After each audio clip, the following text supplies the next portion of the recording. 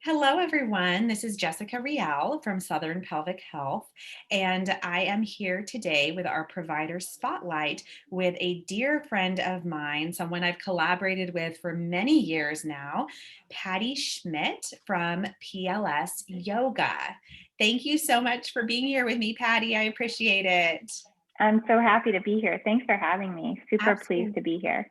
Absolutely. So I have worked with Patty for several years. I think we first met, oh, what do you think, Patty? 2016? Is that right? 2017? Yeah, 2017. I think we started corresponding when I still lived in California. You did. It was right before you moved here. And Yeah, I myself, for those of you who've worked with me, know that I love yoga. I utilize different concepts with yoga, different movements within my own practice and working with my patients. And I have found that working with someone who's really skilled and knowledgeable about yoga can be so beneficial in helping patients just progress. What we find is that, particularly, well, actually, and I don't even want to say this, I was going to say particularly for people with pelvic pain, but the reality is that for many pelvic floor diagnoses, that if they have a team of people who's helping them, it makes such a big difference. So I wanted to just first, Patty, if you can just talk a little bit. I think sometimes when people hear yoga, and when I first recommend them working with someone like you, they think about working with a, like, kind of like going to the YMCA and doing a yoga class. And so I wanted to just see, and I didn't prep you for this, but if you could just share just a little bit about more of a therapeutic yoga and what that looks like and how it might differ from someone's experiences with yoga previously. absolutely. I think that's the best question you might ask today, because this is a huge question. And we get it all the time that a provider will say, yoga might really help your care. And if you're living with certain types of pelvic discomfort or dysfunction or pain, it's hard to see how yoga is going to complement it when you go to a gym and it's this fast power yoga and you're moving so quickly. And you're right to point out that this is not the type of yoga that we use in a therapeutic setting. So when we come into a therapeutic setting, this is tailored yoga. This is custom yoga, and it's really forged from the type of yoga we will do is forged from a conversation between me or another yoga therapist and the student who, spend time to talk and make a plan. This is what I feel in terms of discomfort or where my life has become unmanageable. And then that really well trained yoga teacher or yoga therapist is going to help to forge a path forward that's very customized, very tailored. Often you might start very small and slow and really, encouraging the student to listen to their body, to receive messages from their body, and then to kind of adjust their progress week to week or every couple of weeks that they see their yoga teacher to make adjustments continuously. This is not just an inhale, raise your arms, exhale, fold, take your vinyasa, do your down dog. Those are postures that you might not use at all. And your yoga teacher should guide you through that application of skillful yoga. Mhm. And when patients are working with you, you're also giving them things that they're doing at home. It's not like necessarily working with a personal trainer where you come in and you work with them for that session. Not that all personal trainers are that way, but you often are giving them other things that they can work on outside of the session to further their practice, right? Absolutely. I mean, a lot of times you said, in your intro that you love it when people have integrated care and they're working with a team. And so one of the jobs of a yoga therapist or someone who's really looking at the therapeutic application of yoga is to make sure that your yoga fits into your daily life so that it becomes something you want to do, that whose benefit you feel all the time. And also we know yoga only works if you do it. And Mhm. so, if you practice it. And so how can this fit into your daily life? What are you doing if you have 5 minutes? What are you doing if you have 10 minutes? And we know that pelvic problems arise in daily life. So we need to find the solutions in daily life too. So people are leaving their yoga session, hopefully feeling very relaxed, very happy, at ease in their body. But they also leave with concrete tools that they can use, a couple times a week or in between that session and their next one. Yeah, I love it. Can you talk a little bit about from a yoga therapy, from a therapeutic yoga standpoint? Because, in my mind, you have this huge bubble of yoga instructors, people who've had teacher training. And then you have a smaller bubble that's teachers who have gone on and gotten training in therapeutic yoga. And then in that bubble, there's an even smaller bubble of therapeutic yoga teachers who have advanced training in pelvic health. And can you Yes. talk about, I would love for you to share just a little bit about your journey in becoming a pelvic health therapeutic yoga um, person, Specialist. and Yeah, I'm a then specialist.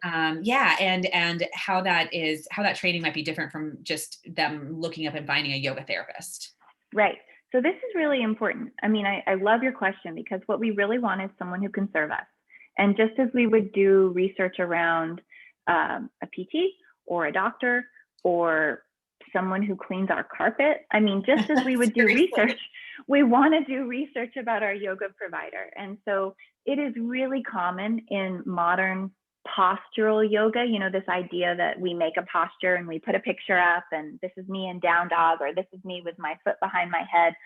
It's really common for studios to graduate teachers who have like a kind of bare minimum of training. And they receive their 200-hour level training. And we should see this as the deepening of their own practice and that they have the bare minimum of understanding. And so maybe they've been practicing 6 months before not all studios require people to have been practicing very long at all. And so then that person will study more and hopefully they will take another 300 hours of training. And then they become someone who's understood to be a 500-hour level trainer. And that's a good start. And that would be the point at which maybe someone will start to specialize. But then beyond that training, we want to see that someone who specializes like in pelvic health has taken extra levels of anatomy, extra levels of like an applied anatomy, where they really understand functional anatomy and biomechanics, and then understands beyond that the conditions with which people are living. So go and study with an oncologist or yoga for cancer therapy. Go and study with, and I can recommend programs for people who are interested. Go and understand the therapeutic application of yoga for certain conditions. Other things that we might look to would be, cultivating relationships with pelvic PTs in order to learn. Mm-hmm. In order to learn. That's certainly something I did at the beginning of my work. I worked with a wonderful pelvic PT in Marin County who taught me a lot. And, studied yoga for cancer therapy with a doctor, and it was with an oncologist, really helpful. So, seeking out those extra layers of training, mentoring with other good yoga teachers who are well trained and understand the therapeutic application. You want to ask your provider that they have these skills. It's not just you want a specialist. You want to seek out a specialist. So understanding that yoga in this kind of application is really a field just like any other. Go get a specialist. Mm-hmm. Mm-hmm. Absolutely. Yeah. I think similarly as most of our patients did a lot of research to find us, and, Right. and make sure that we have the training, and we don't hire people who don't, Right. but it makes a big difference. Now, what It about does. oh yeah, go ahead. Well, I was going to say, so I came out of an academic background. Mm-hmm. And so I used to be a university professor. I have a PhD in a completely unrelated field, but it was really good training for me to understand, take a specialization, take an area of specialization and really dedicate yourself to that. Find something you love. I'm obsessed with the pelvis. And really dedicate yourself to it, so that you have this really deep level of understanding, knowledge, and you are able to, not transmit it, but to act as a kind of vehicle for it for your students. Mm-hmm. Mm-hmm. And I love that. Patty and I had an interesting, unique opportunity recently where we built a course together, which was really fun. And so we did a collaborative course on yoga applications for pelvic health. And it was super fun. I learned a ton in doing it and learned a lot from you in better understanding what you do and your knowledge even more than I had previously. And it's funny because she built some beautiful practices that we were recorded as part of the course, and some of the movements from the practice I now use with my patients because I think they're really cool, Yay. and my patients are like, these are awesome, you know. But I would love if you could talk just a little bit about just about the relationship that you often have with pelvic PTs and how what you do can fit within what a pelvic PT is doing for patients. Yeah, well, for me, so I had a wonderful time on the course too, and I learned so much from you. It was super fun. Um, but I think it's absolutely integral for someone who works in yoga therapy that specializes in pelvic health to work with PTs. And I think one of the things I loved most about our work on that course was that I really felt like we were modeling best practice. Mhm. And so I can't imagine doing my work without a pelvic PT. I really can't. And, that's why I love working with you, is because I know you're so excellent at your job.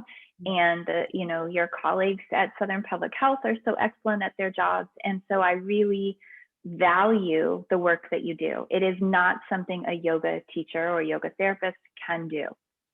And that's really important, because I think the more yoga therapists who specialize in pelvic health come out and kind of work in the world, it's kind of interesting work, and more people are doing it.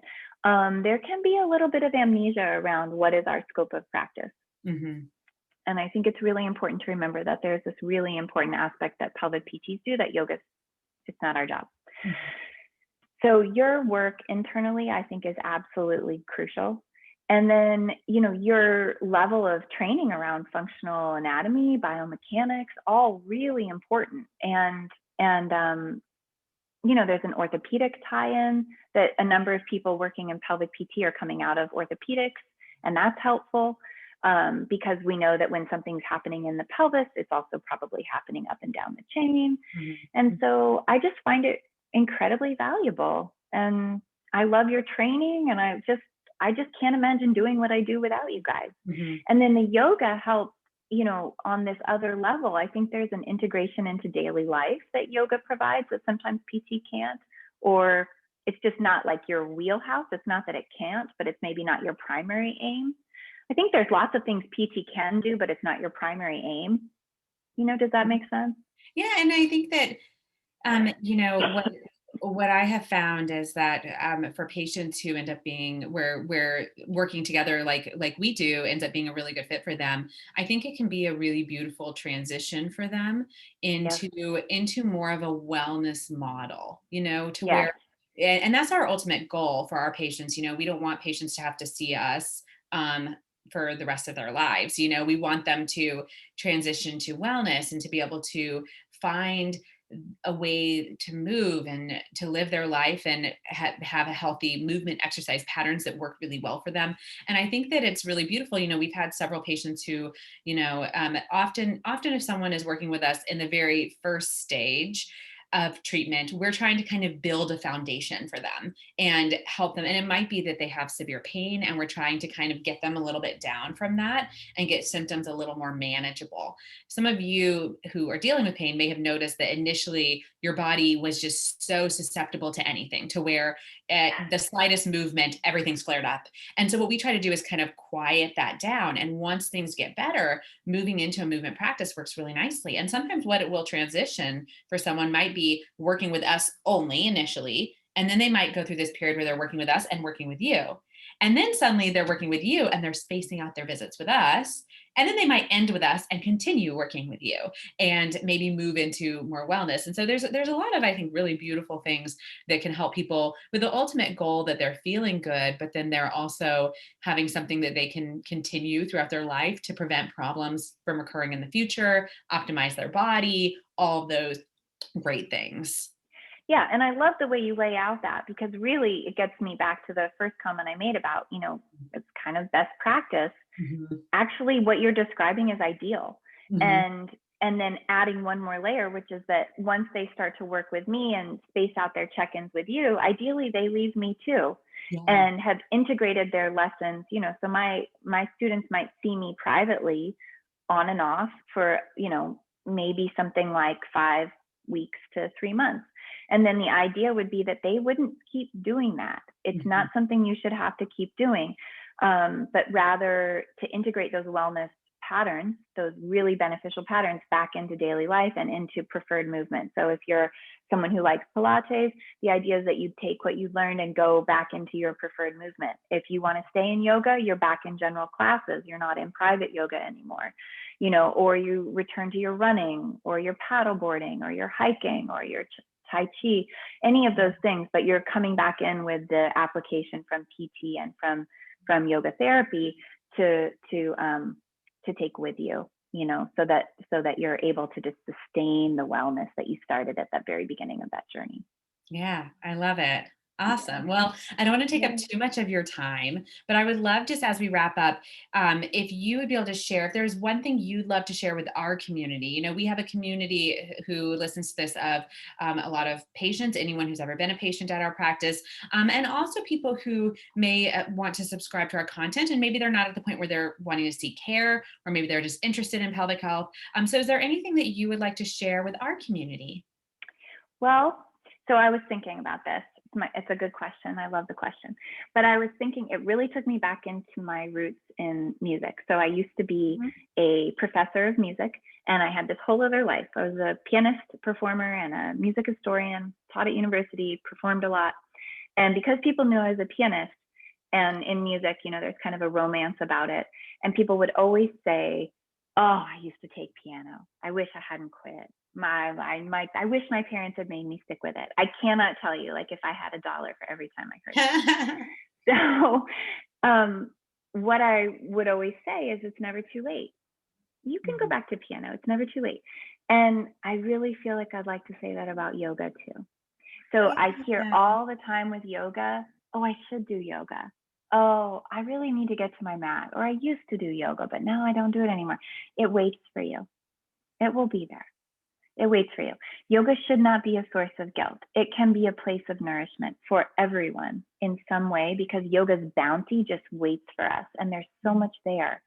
So finding your teacher, your guide, integrating it into your care, integrating it into your practice, yoga waits for us. It's so much more ancient than we are. It will be here long after we are. It's like a thread we get to kind of catch on to, and it will wait for you.